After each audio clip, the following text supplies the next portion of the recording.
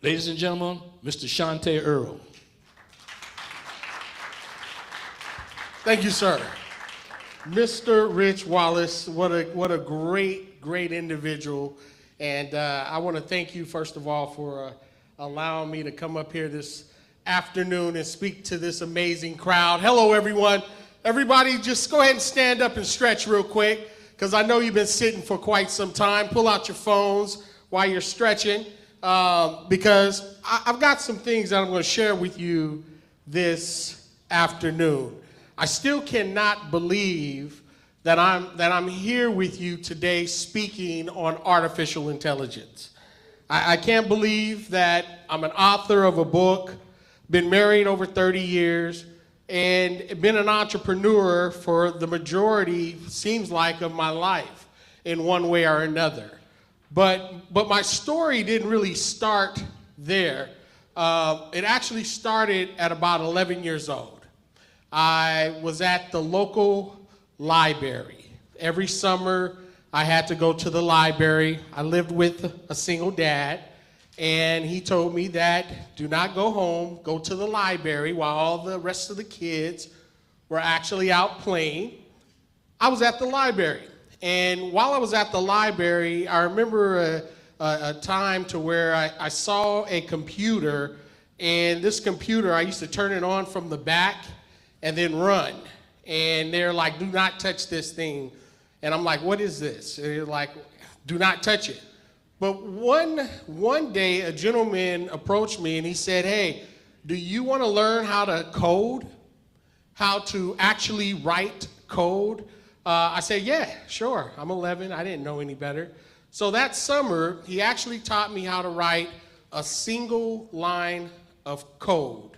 And believe it or not, that was like a spark that has never left me. But at home, it was a little different. You know, that was a tough summer, because I do remember that at home, the things that I'd gotten used to, my hero, you know, there were some things going on in his life, and things changed, and I didn't have the consistency that I had gotten used to.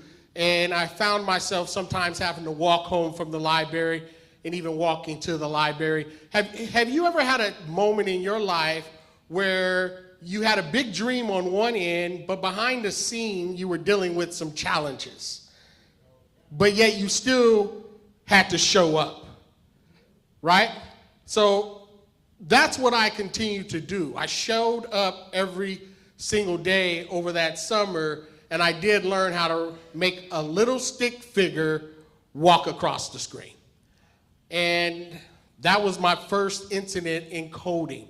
And as an entrepreneur, we have the ability to show up every day even when we don't want to, right? If we don't show up, then who else is going to show up for us? Because there's fire in our belly that's burning, and that fire is our focus, because when we're focused, we are on fire. And we're dealing with time and energy. And when our focus is off, our energy dwindles, and therefore our time gets wasted and we get distracted. So let me ask you this, entrepreneurs, ladies, gentlemen. How many of you are using artificial intelligence right now in your life? All right, we've got a lot of hands. Where's my ChatGPT users at? All right, we got a lot of chats out here. How do you guys like using ChatGPT? It's okay? All right, you love it? All right, that's good, that's good. What about my Gemini users? Who's using Gemini? Android? Okay, I see more chat, but I see a little Android. How many of you using Perplexity? All right, so some of you know about that Perplexity. The reality of it is we've been bombarded with this thing called AI. And over the last 2 years, when OpenAI introduced this thing called ChatGPT back in November of 2022, it changed the game. It literally changed the game. But before AI came to existence, I was this kid coding. Fast forward, I decided that during 2020, 2000 and year 2000, do you guys remember that Y2K? You guys got a little scared, thought the end of the world was going to happen? How many of you were scared? How many of you are scared of AI right now? Okay, you know, there's a lot of people at different levels when it comes to this thing called artificial intelligence. And one thing I discovered in the technology adoption, there are different people at different levels when it comes to this thing about adopting technology. The first is the innovators. Now, an innovator, they're the ones who came up with this idea, and they've made the decision that they were going to invest time, energy, and money to bring a certain product to the marketplace. They have a lot of backing, they've got lots of cash, and they've got time, and they don't necessarily have to be successful, but once they find something that works, they'll release it to us. And then after the innovator, there is what we call the early adopters. Now, the early adopters, they're the ones that say, hey, I'll do the beta testing. Let me try it first. How many of you bought the first iPhone when it first came out? Knowing that it had bugs, right? But we're beta testers. We want the first. We want to be the ones that are in the know. Anybody bought Bitcoin when it was, cents? Anybody? Oh, come on. You my favorite friend right there, my Bitcoin man right there, right? But the early adopters came into play. And then after the early adopters, and while I'm going through this list, I want you to think, where do I fall in this category? And where do I land? Because after the early adopters, we have the late adopters, right? The late majority, right? And then the late majority, they're the ones that basically are at a point to where they're like, you know what, everybody else is doing it, so I guess I'll do it. And then you have the laggards. They're the ones that do not want to change. They're okay with doing things the old way. Anyone in here that's a laggard who just decides that, hey, you know what, I like my notebook and I'll just take notes the old-fashioned way instead of using recording? That's you? Okay. All right. So as you see, there's different categories to this thing called technology adoption. And the issue that we deal with is that if we get in too late, then we miss out on some of the greatest opportunities, all because we were just late. Or we decided not to change. And in business, we have AI and we have individuals on each of those levels, but I've got a secret for you. All of us can be early adopters when this thing called artificial intelligence. And the reason being is because ChatGPT, OpenAI, which is the first to market, has only been around for the last 2 years. And this is an even playing field, which means all of us have an opportunity to really make our money, get things done faster, and really explode in our business and even in our personal life just because we chose not to sit on the sideline. Is that okay? So, since we know that there's different levels to this game, and I've given you just an idea of those different levels, I want to share with you a few things that I discovered about AI and this thing called entrepreneurs. Now, for some reason, this is not working, but I think it should work now. So I put together a little slide. And this slide basically talks about knowing your why before you use AI. All right? Know your why before you use AI. And the reason you need to know your why is because you could literally find yourself going down a rabbit hole. You need to know your why before you use AI. Because AI is here, but you need to know why and how you can apply it to your life, to your business, to your job. And this is what I'm going to share with you, what I've been able to discover over the last few years being involved in this technology. I'd like each of you to pull out your phones, because all of us have tech in our hands, and we use it every day in one way or another. How many of you have Facebook on your phone? Any Facebooks? Everybody got Facebook, right? Am I lying? Instagram, you guys have favorite apps. Everybody's got a favorite app. Can I hear somebody throw out a favorite app? Give me some crowd participation. What's your favorite app, Kimberly? Royal Crush. She like playing those games, right? All right, what's your favorite app? Pinterest. All right, so y'all some gamers, right? All right, what about Instagram? Who loves Instagram? Come on, stop lying. Y'all know y'all be liking that Instagram. Okay. What about Snapchat? Where's my Snapchatters? What? All right, you still using Snapchat? TikTok. Anybody like that TikTok? Yeah, TikTok is moving fast. You guys like those baby videos? You love those baby videos, right? Well, let me tell you something, folks. Everybody has a favorite app, but the question is, how is it benefiting you in your business? Because a lot of times we can find ourselves going down this rabbit hole, and we'll pull out our phone for 1 second thinking that we're going to just check or play a quick game, and we'll look up, and we've been on our phones for an hour, 3 hours, 5 hours. Now, I do this exercise with young people when I'm speaking at colleges talking about AI. I tell the young people to pull out their phone and to open up their app on their phone for screen time. Anybody got screen time on their phones? So I'd like you guys to do the same. Pull out your phone, and when you do, open up screen time. Screen time is going to be very telling, because screen time will tell you exactly how much time you spend on your telephone and what app you're actually been spending the most time on your phone or the less time on. Screen time, all right? Some of you may not even know where it's at. You probably like, I had no idea they're watching me. Yeah, they are. They're watching you. Screen time is live. It is true.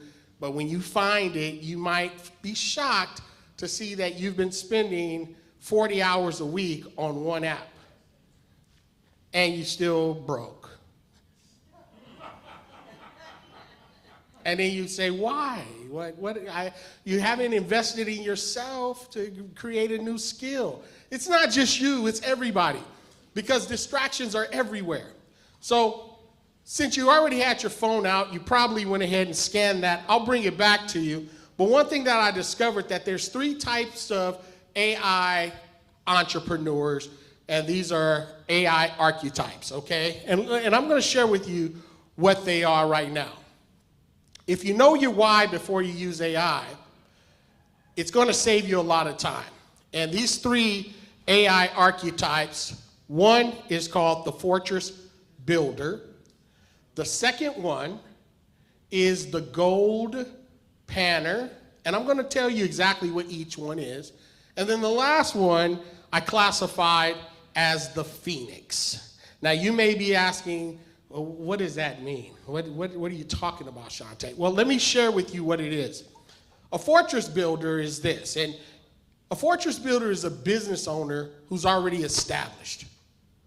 They've already got a business and it's working for them. They understand systems. They understand how to manage their business. They have a real good hold on operations, and they see this technology called artificial intelligence, and they're like, I don't want to get left behind.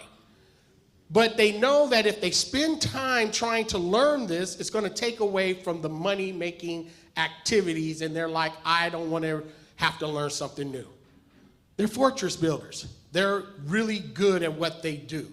And in this room, we may have fortress builders who've already built these establishments. Great, congratulations, you've made it. But you don't want to be like one of those blockbusters of the world. Those individuals who've seen the change happening, but you decided not to change and pivot and learn a new skill and get your business involved. So then 3 years, 5 years from now, you're out of business. And that's what it sounds like, silence. Because business owners, we work hard to build businesses. We take time from our family, we take time out of our life in order to create a legacy. But yet technology can actually wipe that legacy out in a year if you don't pivot. For example, real estate. Back in 2007, I thought I did everything right. I was in the mortgage side of the business. I was managing over 15 loan officers. The banks decided to stop lending.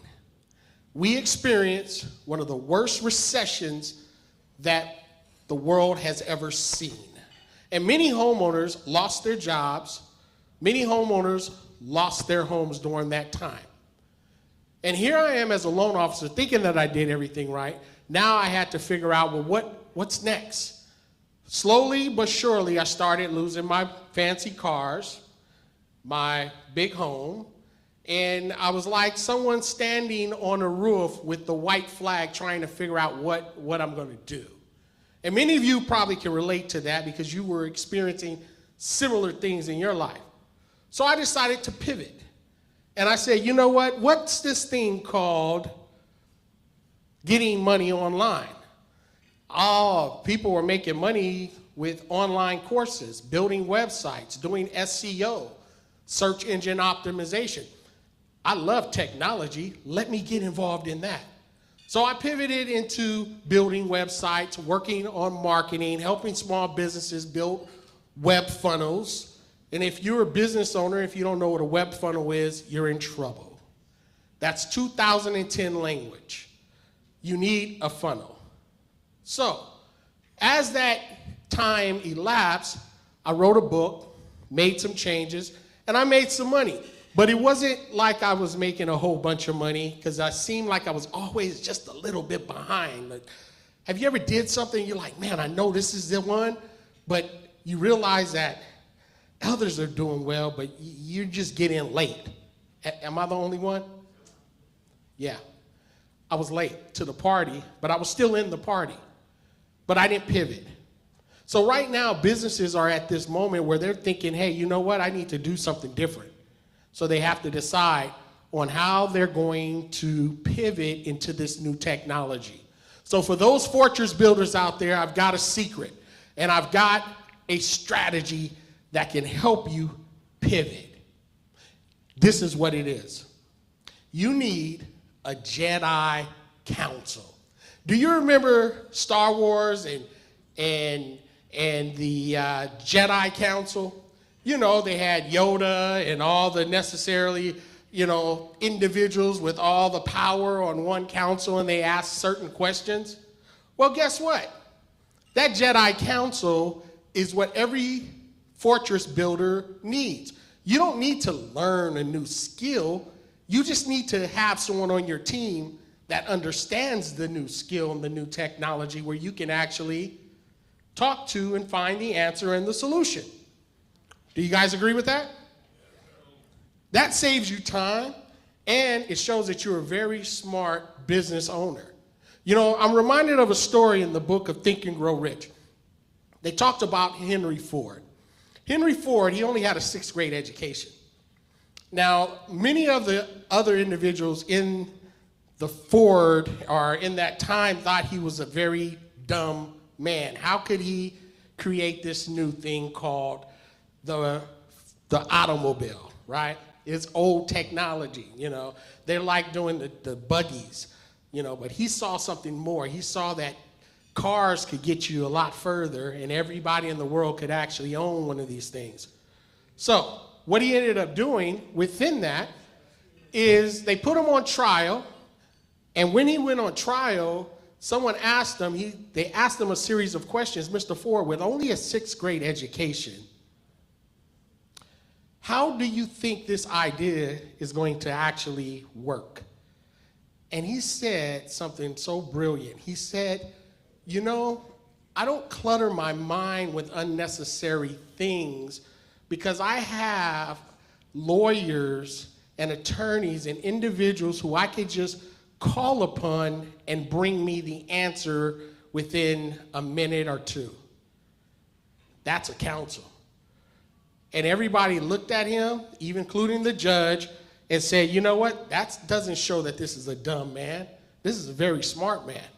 So use the people on your team as the fortress builder to assist you in learning this thing called AI. The next is the gold panner. Now, the gold panner are professionals. These people are very professional in their industry. They understand their industry, and they also understand the problem in their industry because they've been around for some time. And they've identified some problems, and they say, you know what? If only I knew this, I would be able to solve this problem. But they're not techie. Is there anyone in here who's a professional, but you're not really a techie person? Right? So if that's you, and you've decided to, look at this thing called artificial intelligence, but you're good at solving problems, you're like, I know there's a problem, but I just need somebody on my squad that can help me solve this problem. Guess what? I've got a strategy for you. This strategy is you just continue to find the problem, because that's where the gold is at. If you could find and identify certain problems, that's gold. Our business is based on what?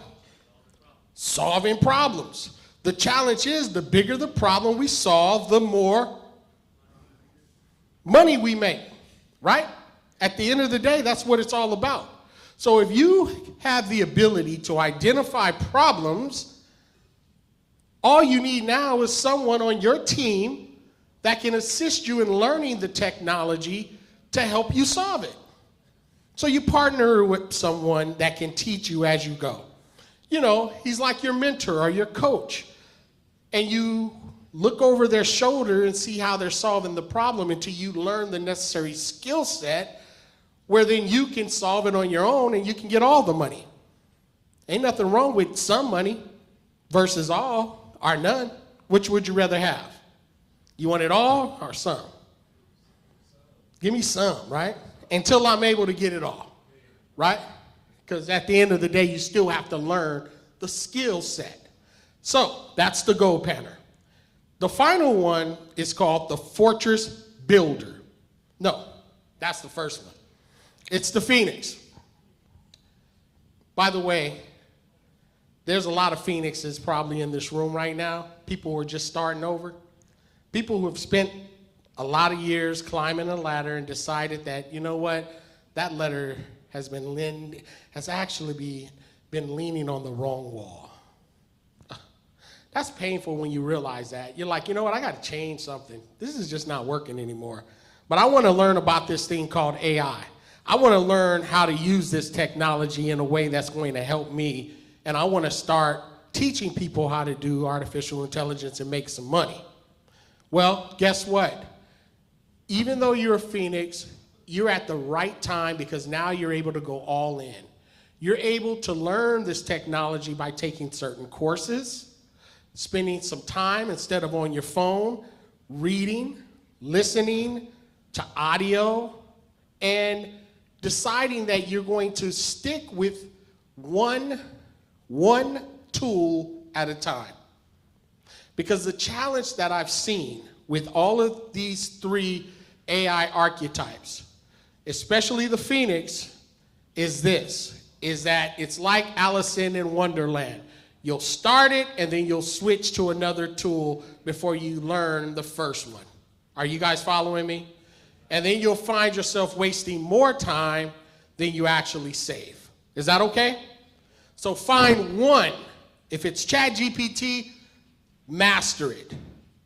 If it's Gemini, master that one tool. Spend the next 3, 6, year learning that 1, 2 until you master it and that it's able to work for you in a way that can help your business. So those are all strategies for each level. Is that okay? All right. So now that I share with you that, I want to share with you a tool that I discovered that's working for me, and I'll be able to share this to you in a very short period of time. It's called Notebook LM. How many of you are using Notebook LM or even heard of it in this room? 1, 2, heard of it. Oh, ladies and gentlemen, are you guys ready to see something that is going to blow your mind? All right, let's do it. It's called Notebook LM. I'm going to go ahead and open it up over here. I got to take these Meta glasses. By the way, these are Meta. These are artificial intelligent glasses. I can have video. I can ask it a question. I can take pictures. I can go live. And I can translate languages all through this one eyeglass. So I can go into a store and they can start talking Spanish and I can understand everything they're saying. They have no idea that I understand. Technology. All right? Are you guys okay? You guys are so quiet. Is this good? All right. So let me go ahead and share with you this tool called Notebook LM. My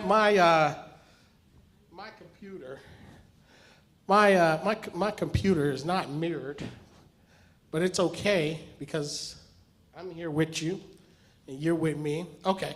We're going to go to Notebook LM right now. Yeah, I have it, sir. Thank you.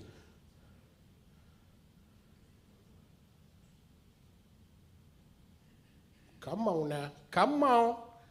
Come on. All right. So first thing we're going to do is going to close this because I don't like this right here. This has got me all combobulated. Is that a word? Yeah, it is.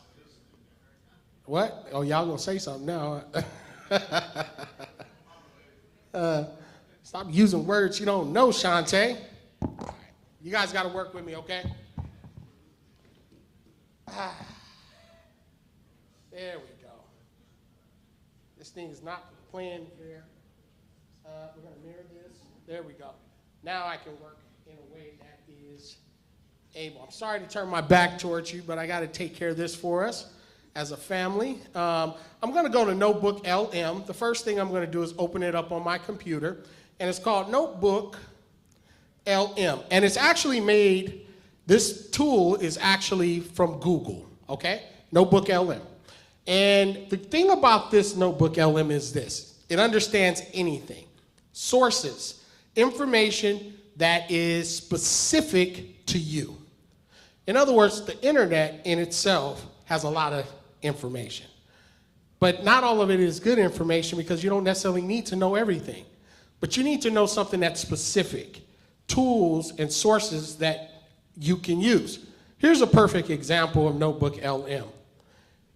You can upload sources like audio, YouTube links. It can give you notes. You can create podcasts. You can even create SOPs and everything else. Go to it, see what it looks like. So I'm going to go ahead and go to Notebook LM. I'm going to try it now. Now that I'm here, we're going to try it. And by the way, it's free. And you can do like 50 plus different things on the free account. The paid version is a little different. So here's an example, ladies and gentlemen. I'm going to go in here and say, create a new note. Can you guys see that? Okay. So when I create a new note, this is what's happening behind the scene. It's asking me, well, what source would you like to use? And I can either upload an audio, I can upload a YouTube video, I can upload a Google Drive, I can even put in there a website link. Okay, so what I'm gonna do is, I like videos on YouTube. So I'm gonna go to YouTube, and I'm gonna go ahead and find me a link from YouTube so I can upload into Notebook LM. So I already have one ready for us. So I'll go ahead and grab that. And then I'll go ahead and go back to my notebook LM, and I use this every single day. This is amazing. So now I'll go ahead and add the source, okay? It's asking me, where's the source that I'm going to use?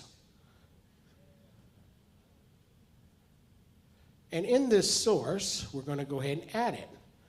It's going to say YouTube video. And then I'm going to just paste that there. And when I paste it, I'm going to go ahead and click Insert. And what it's doing, it's literally summarizing the whole entire video off of YouTube, the whole video. So I didn't have to spend an hour and a half watching it. It may be some really great content. YouTube's got wonderful things. It's got ebooks. It's got so much information. Information is not our problem. It's implementation is where we need to focus on. It's not, information is meaningless without implementation, action. So what I'm doing is sharing with you how we take action with the information that we have, that right in the palm of our hands. So now I'll say, okay, listen, I need a mind map. How many of us like mind maps? It makes it a little bit easier for brainstorming, right? And it really helps us break down different processes. Well, Notebook LM will allow you to mind map like that. As a matter of fact, one is being created. All I did was click on mind map, and now it's done. You see that? That's a mind map. Now, this is amazing information. I can go to the mind map. It can break it down into different things. It gives me the exact key points within the video, okay? For example, I was recording this conference. Eventually, I will take that recording, upload it in Notebook LM, it will create a mind map of everything that was said and all the key points in this conference. So for you who have been taking notes manually, I was here taking it with recording and capturing the whole entire event and breaking it down into sections. Not only does Notebook LM do that, I can also turn it into an audio.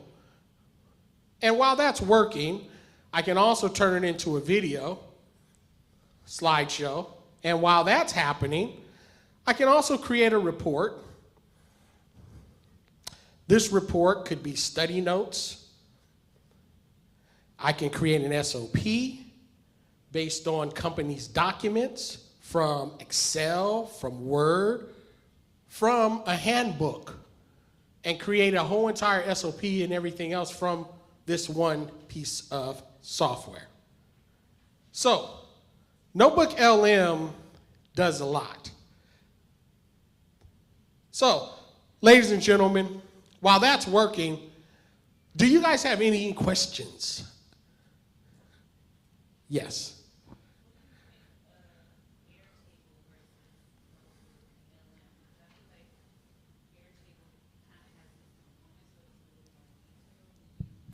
Hold on for 1 second. Say that again. What do you think of using Airtable versus Notebook LM? Because I've been trying to learn Airtable to get like this. Mm-hmm. Should I just skip it and use Notebook? Airtable, by the way, ladies and gentlemen, is a wonderful tool for connecting APIs and doing automation, and it does amazing stuff. But there's a learning curve that you have to go through. This takes away the guesswork and the learning curve, okay, depending on what you're trying to do. So my recommendation is come on over to this Notebook LM, learn this, and you'll be like, oh my God, it saved me so much time. Because our time is our most valuable asset. Once it's gone, we'll never get it back. And everybody's still fighting for the same thing, time. We've been blessed with this new technology to help get us some of our time back. Who else had a question? Yes.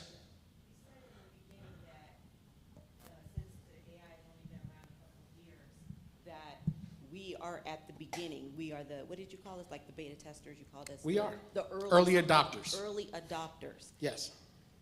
Can we really consider ourselves early adopters because the kids were using it when it first came out? So 2 years later, we're not, I don't think in my mind, I can't see myself being considered an early adopter because the kids know how to use it to a whole different level. So You know I feel like I would be late at this point. Yeah. And I understand why you would feel that way, because there are young people who are adapted to this technology and were born within it. But you have to realize that we've really only been in this space for 3 years as far as the level of this technology. AI has been in development for decades, but it's never been to this point where they've created these LLMs, large language models. They learn off of data, and this data can then take text and turn it into text, text turn it into an image, and text turn it into a video within seconds. So everybody's new, because nobody's really have figured it out. And why? It's because they didn't give us any instructions on how to use it. Yes. Hey, Chante, love this topic. Absolutely adore this topic. Thank you for sharing this. You're welcome. With everything changing so fast and new stuff coming out and updates to all these different LLMs and other things, where do you get your news, or how do you stay in front of, how do you not get distracted by all the shiny things that are happening? Well, you have to have a second brain. And you guys say, what are you talking about, a second brain? What I've done is, because I've had issues in building. I'm a builder, okay? And when you're a builder, you get a high every time you're able to learn something new. So you're constantly building and switching and switching. So you have to realize that you have to figure out how to stay focused so you don't start drifting, okay? And to answer that, what I've done is I've created an AI agent that's assigned to help keep me on track. I've given it instructions to update me on all the current topics that are in line with my mission and vision for my company, Smart AI Workshops. And what it does, I can go back and ask the agent specific questions. How did I do this week? Where did I, and it will come back and it'll say, hey, you are still on track. You've built this, you've done that, but you haven't been in the money section. You need to get back focused. Do not build anything else. Stay focused. And you can have it give you instructions to remind you and to send articles to your email every week, every morning, with the latest tools, and write blogs so you can just post it on Instagram, Facebook, and social media. And you don't have to do the research. Yes, sir. Yes. AI is information that influencers use heavily to send out a message that does not have to be true. I'm on my phone, I don't know much, so I'm not answering that, but it could be good for me, but I don't know. Okay. Because it's deep divisions in information that I see. Yeah, you're absolutely right. You can't really talk about AI without talking about rail guards, you know what I'm saying? Because the ethics part of it is really big, and that's why these new different policies are coming out to address those specific issues when it comes to everything that's happening around this distractive, or you can't believe nothing. You really can't. Everything needs to be questioned. Everything. Do not answer text messages, people you don't know, emails. You don't know, videos you see. It may not be true. So you have to question everything. Unfortunately, we are in a time of deception, and everything is an illusion. Be careful. As you're doing your business, I don't know your number, but you said you wanted to pick a piece of art. Now, you're sending me this, I don't know who that is, I'm not answering but you're a business person, so be careful on how you operate in that scene. You need to create some protocols